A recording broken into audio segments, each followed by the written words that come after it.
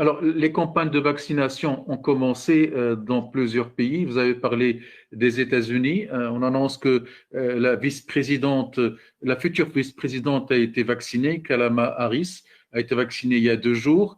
On annonce des chiffres aussi, à peu près 400 000 personnes vaccinées en Grande-Bretagne. On annonce pratiquement 1 million de vaccinés en Israël. Très peu cette semaine en France, même pas 200 personnes en France. Donc, pourquoi cette variété, Zdine? Bon, voilà, il y avait une très belle étude, mais c'était prévisible. Il y avait une très belle étude qui a été réalisée en Nature Medicine. Nature Medicine, c'était en mois de novembre. Et donc, c'est en fin de compte, ils demandaient cette question. C'est déjà prévisible parce qu'on était parti sur 19 pays et on avait demandé la perception du vaccin et si vous vouliez être vacciné. Et donc, c'était très clair que la France était le mauvais de la classe. Parce que même dans cette étude très scientifique, il y a rien de, c'était à peu près à 58 à peu près % de la population qui voulait se faire vacciner, à comparer à 90% en Chine, à d'autres pays, le Brésil, c'était 80 quelque chose. Même les États-Unis, c'était dans la moyenne mondiale, c'était à peu près à 71%. Et donc, la diversité qu'on est en train de voir vient dès le départ parce qu'il y a une perception, en fin de compte, de vaccins et peut-être qu'il y a moins de culture de vaccination en France. Donc, c'est quelque chose qui est très important. Aussi, il faut prendre en considération, c'est en fin de compte, quand vous regardez les pays asiatiques, quand il y a un pouvoir central, en fin de compte, qui est là, qui centralise tout, même le Japon, parce que le Japon, c'est vraiment centralisé, il n'y a pas ce vraiment individualisme.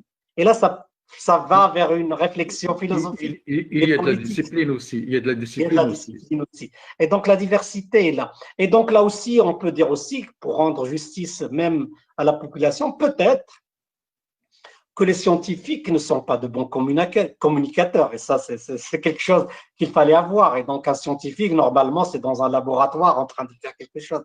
Il n'est pas là à sortir pour expliquer qu'est-ce qu'un virus, pour dire le vaccin, comment ça marche, comment on l'a fait rapidement. Et puis après, en France, il y avait cette bagarre incroyable entre Paris et Marseille. Je ne voudrais même pas rentrer là-dedans. Mais il y avait plein de choses qui ont vraiment endommagé la communication en France. Et c'est pour cela que je pense que ça va prendre un petit peu de temps pour que ça rassure. Mais enfin, les courbes de vaccination sont les mêmes de partout.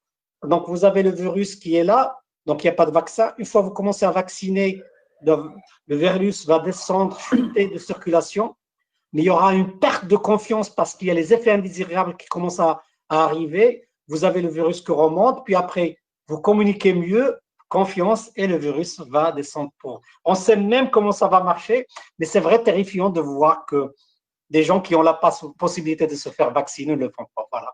Et c'est la même chose aux États-Unis, j'avais dit ça. Aux États-Unis, ils ont 20 millions de doses qui sont disponibles.